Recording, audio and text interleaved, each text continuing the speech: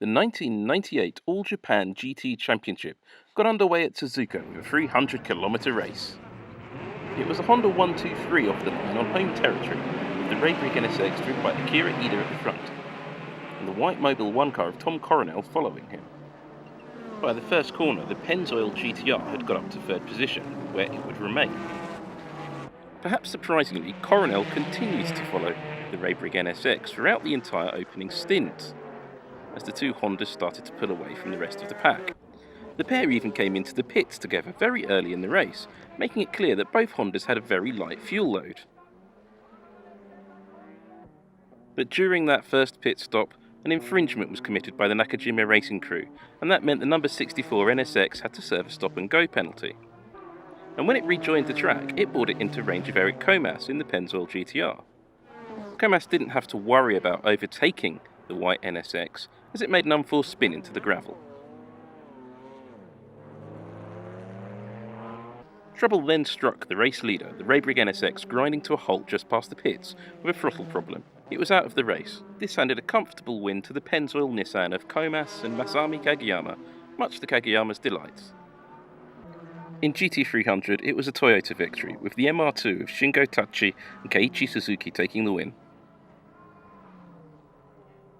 Round 3 of the championship was held at the Sendai Highland Raceway after the cancellation of Round 2 at Fuji Speedway, and it was again Honda leading from the start. This time though, it was the Castrol NSX at the front, and that's how it stayed after the first corner, with the Pennzoil Nissan in second and the number 5 Supra in third. In GT300 there was a great fight for the lead between Masahiko Kondo in the Zanavi Silvia and the yellow RE Matsumoto Kiyoshi RX-7 of Shinichi Yamaji. Eventually, Tachi in the MR2 got ahead of the Silvia, and then passed the RX-7 for the lead in GT300. Back in GT500 there was trouble for the race-leading NSX. Clutch trouble, to be specific. There was better news for Honda fans though, as the Raybrick NSX was working its way up through the field after starting 10th, including this close fight with this XL Skyline. The 5 Zigan Supra was the next target for the hard-charging NSX, making a neat move up the inside to get past. Soon, the race-leading Pennzoil Skyline came into view, and as the pair passed the abandoned Takata Dome NSX, the Team Kunimitsu car took the lead.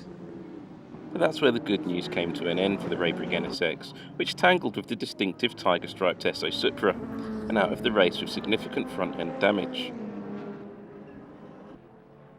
And this accident left it to the Pennzoil GTR to drift its way to victory.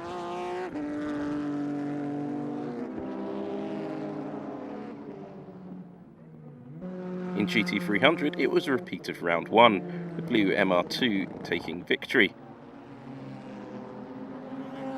Round 4, the third race of the year, saw a return to Fuji Speedway, and a return of the irregularly present fog and gloom. It was 3 Hondas up front, with the Raybrick NSX leading the way. The Castrol NSX was second, and the Mobile 1 Nakajima car in third.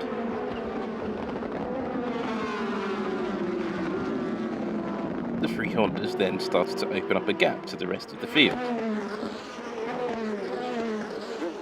Trouble in GT300 soon became trouble for the race leader, as the Okra RX-7 spilled oil all over turn 1 and sent the Raybrick NSX into the gravel and out of the race, followed by the Mobile 1 NSX, which managed to escape.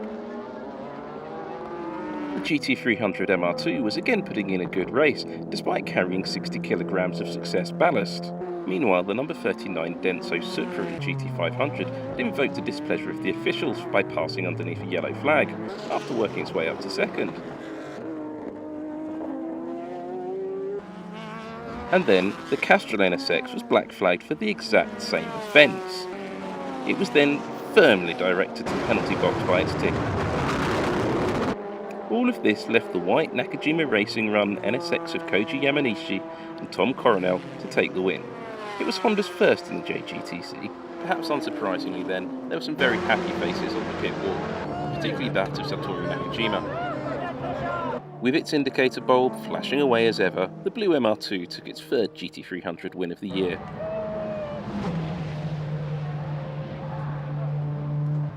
The 5th championship round was a first visit to Twin Ring Motegi's road course, after running on the oval in 1997. Fittingly for Honda's new track, it was an all-NSX front row, And despite the attentions of the Toyota Supras, the Hondas were in control at the first corner, and soon the Castrol NSX started to break away. In GT300, the Cusco Subaru Impreza was having a good battle with the MR2 of Mario Nitter and Peter Dumbrek. Back in GT500, the Raybring NSX was once again working its way through the field after a poor start, picking off the Supras one by one. The NSX got past the Denso Supra first of all, and it wasn't long till it got past the FK Massimo Supra as well.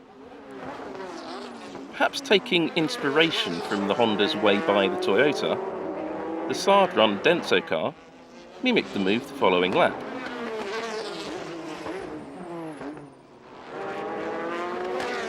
The battle moved to the pit lane as the Raybrig NSX and the Denso Supra came in for routine stops.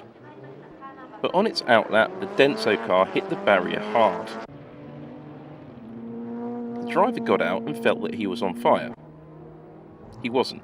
Tetsuya Tanagawa wasn't seriously hurt, but riding on board with him, it's clear to see what happened. The Supra exited the pits right into the middle of a tight battle between the Pentoil and Calsonic Nissans.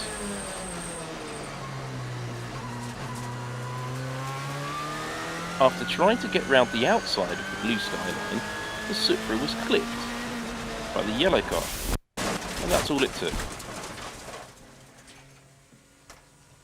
Despite the sheer violence of the crash and Tanagawa's hasty exits, the car and its drivers would be back at the next race.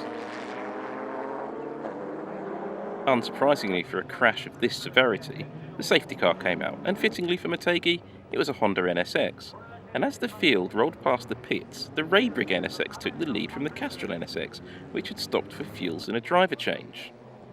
In GT300, the red MR2 of Nitter and Dumbrek found somewhere awkward to park as the race got back underway, passing the lead back to the white Subaru. In GT500, the battle for the lead was between the two Hondas, both surrounded by traffic, as the Castrol NSX tried to get back on terms with the Raybrig car. But the seemingly perpetually unlucky Raybrig NSX was hit with more bad luck and slowed suddenly. It had a puncture. The lead was now beyond dispute, and the Castrol NSX took full advantage, taking Honda's second ever victory in the JGTC and its first ever win at Motegi. In GT300, with the red MR2 out of the picture, the Cusco Subaru took that brand's first win in the JGTC.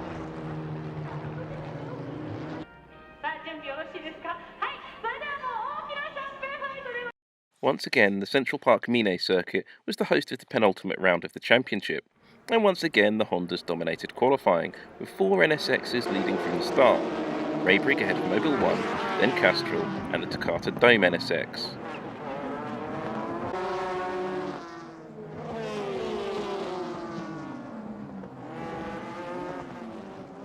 GT300 was as usual packed with a variety of interesting machines, headed this time by the new Wedsport Celica. A view that Kunimitsu Takahashi did not want to see out the front of the Raybrig NSX was that of the rear of the Nakajima Racing NSX, or indeed of the Castrol liveried car, but after missing a shift, that was the view he got, and soon the Takata Dome was in front as well. That Takata branded car was on the move, trying to move up the order. It got in front of the Castrol liveried NSX already. The difference in speed between the GT500 Hondas and the GT300 points leading MR2 is clear to see from this onboard. The Hondas have nearly disappeared from view around the next corner as the MR2 tries to get a move done successfully on the new Wedsport Celica and takes the lead in GT300. This served to give the Celica driver a good view of the new silver paint job on the MR2. Yuichi Wakisaka in the Takata Dome had snuck past the Castrol NSX for second, but Ryo Michigami wanted the place back, though Wakisaka was not making it easy.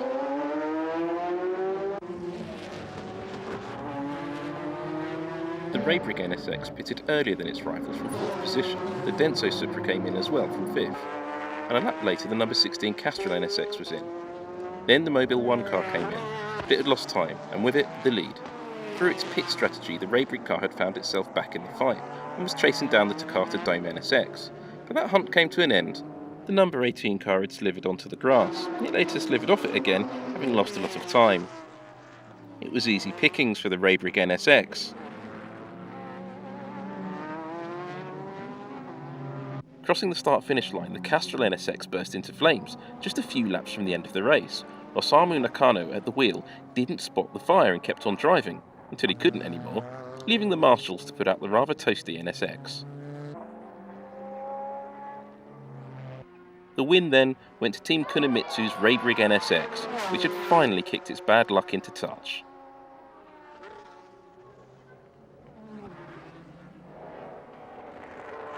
In GT300, the Team Taisan MR2 took the win, making it 4 out of 5 so far, enough to secure the championship with a full race to go. The debut win for Team Kunimitsu in GT500, an early title in GT300, meant that there were a lot of happy faces post-race. The final championship round of the year was at Sportsland Sugo, which rejected its reputation for being unpredictable by having an all-Honda front row, the NSX having been on pole at every single race in 1998. That Honda pace was often tainted by reliability issues, and so it was at Sugo, with the Mobile 1 NSX grinding to a halt with mechanical issues just before the race had got going. The car had been second in the championship, and this failure to even start the race meant that the championship was wrapped up in favour of the Pennzoil Nissan. Coronel's disappointment was clear. As the race got underway, there were still 3 Hondas up front, and the Castrol NSX was the first into the first corner, followed by the Raybrig NSX, which got slightly shoved by the Takata Dome NSX in third. The Takata Dome car did manage to get past and run into the first corner a little bit later. In GT300, the new champions led from the start, followed closely by the similar red number 44 MR2. In GT500, the FK Massimo Supra had caught up with the Takata Dome NSX, but its first attempt to get by was blocked by the Wedsport Celica, and despite applying a lot of pressure, the Toyota never got past the Honda. Well, not until the NSX headed to the pit lane. The Raybrig NSX then burst into flames, and the driver didn't fancy hanging around to find out what happens next.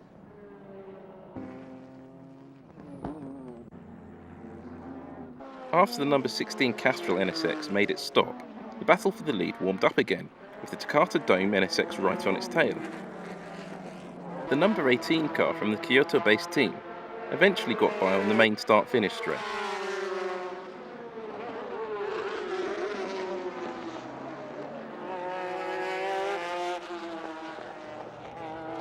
While the Castrol NSX continued to chase the Takata Dome NSX, it never really got close enough to try and retake the lead. And so it was that the Takata Dome NSX won that team's first JGTC race. There was much celebration on the starting grid as the cars all came to a stop at the end of the race.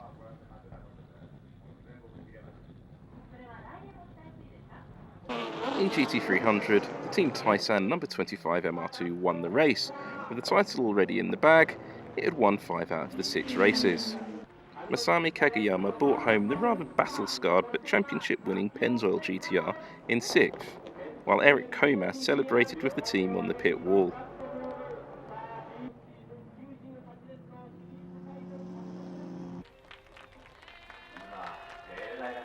Although the titles were decided, a number of the teams headed to the Tanaka International AIDA circuit for the Nikko's All-Star race, and keeping a perfect record, the Hondas led from the start, though one of them tangled with a Castrol Supra. Heavy damage was also sustained by the Autoback's Nissan, which limped back to the pits. Team Taisan, the GT300 champions, also had a moment and picked up a little bit of damage. Then it was more drama for the Nissans, as the Zexel Skyline of Aguri Suzuki made a mistake going into one corner, and got collected by the Unisia Jex car of Masahiro Hasemi. At the front of the race, the Pennzoil Skyline made an aggressive move to put the number 64 NSX on the gravel, and took the lead.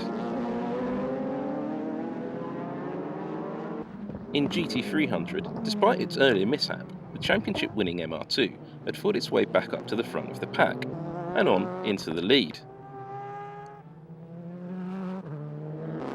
But then the race leader and the championship winner hit trouble and was forced to the pits. The Raybrig NSX then found itself in a fight for the lead, the number 37 Castrol Supra. It then headed for the pits for a routine stop, but it was too slow, and when it rejoined, the Mobil 1 NSX, which had recovered from its earlier Nissan-induced run through the gravel, got by. It was a crucial move, and the Nakajima Racing Mobil 1 NSX won the All-Star Cup. GT300 was of course won by the MR2. So, if you've enjoyed watching this 1998 JGTC season review, please hit like, subscribe and leave a comment.